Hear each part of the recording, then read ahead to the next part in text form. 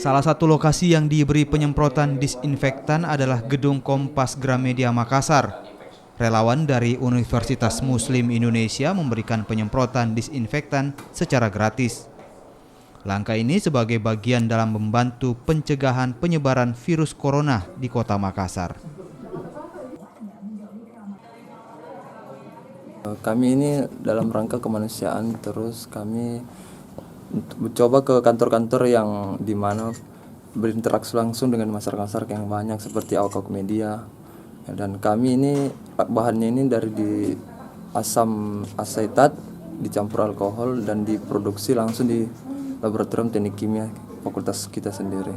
Itu untuk menghindari apa? Untuk pencegahan supaya virus corona atau COVID-19 tidak terjangkit kepada tiap-tiap. Terima kasih untuk Universitas Muslim Indonesia Makassar hari ini melakukan penyemprotan inspektan ya buat beberapa kantor media di Makassar. Ini sangat luar biasa buat adik-adik mahasiswa dan kampus.